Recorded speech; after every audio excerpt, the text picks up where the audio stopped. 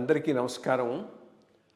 IYR talks మొదలుపెట్టి ఎఫెక్టివ్గా postings మొదలుపెట్టి ఒక సంవత్సర కాలం అయింది. ఈ సంవత్సర కాలంలో సబ్స్క్రైబర్స్ బేసు 3,000 నుంచి 33,000 దాకా పెరిగింది.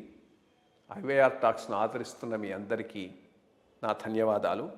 భవిష్యత్తులో కూడా ఇదే రకంగా ఐవైఆర్ టాక్స్ని మీరు ఆదరిస్తారని ఆశిస్తూ ఉన్నాను. Thank you. అందరికీ నమస్కారం. ఐవైఆర్ టాక్స్కి స్వాగతం. నిన్న ఇవాళ న్యూస్ పేపర్లో ఒక ఇంట్రెస్టింగ్ న్యూస్ ఒకటి చూశాను. పాకిస్తాన్లో ఒక డిపార్ట్మెంట్ అంటే ఇది యూనివర్సిటీలో ఉన్నటువంటి ఒక డిపార్ట్మెంట్లో సంస్కృత భాష అధ్యయన విధానాన్ని ఒక ప్రొఫెసరు మొదలుపెట్టాడు. సంస్కృతాన్ని ఒక పాఠ్యాంశం కింద అక్కడ బోధించడానికి రెడీ అయినాడు. సరే, దీనికి చాలామంది చాలా హర్షాన్ని వ్యక్తం చేస్తూ 1947 తర్వాత మొట్టమొదటిసారిగా ఇది జరుగుతూ ఉన్నదని చాలా అభినందిస్తున్నారు.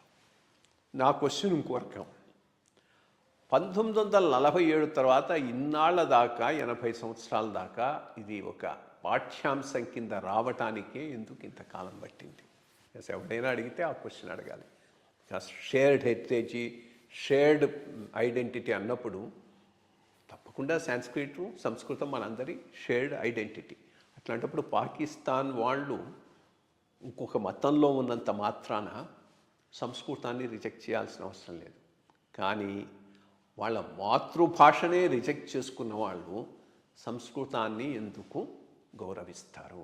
యాక్చువల్గా పాకిస్తాన్లో పంజాబ్ ప్రావిన్స్లో ఈ చిన్న అనే ఉన్మాది పోయి ఉర్దూను అక్కడ భాషగా డిక్లేర్ చేయకముందు పంజాబీ ప్రాంతంలో పంజాబీ స్పీకింగ్, సింధ్ ప్రాంతంలో సింధ్ స్పీకింగు, బెలూచిస్తాన్లో బెలూచి, ఖైబర్ పఖ్తూన్వాలో పఖ్తూ స్పీకింగ్. ఈ 4-5 భాషలు చాలా గట్టిగా ఉన్నటువంటి భాషలు.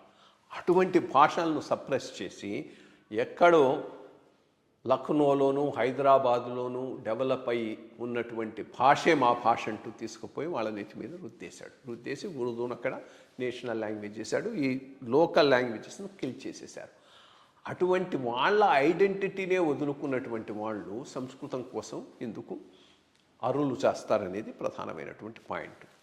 ఏది ఏమైనా ఇంతకాలానికి మాకు ఒక ఐడెంటిటీ బియాండ్ ఇస్లాం ఉన్నది అనేటటువంటి విషయాన్ని వీళ్ళు గ్రహించారు. ఒకప్పుడు అదంతా బౌద్ధం ఏలినటువంటి ప్రదేశం. చాలా ఎక్కడ దువ్వినా కానీ బుద్ధుడి విగ్రహాలు కల్పిస్తున్నటువంటి ప్రదేశం పంజాబు, సింధు ఈ ప్రాంతం.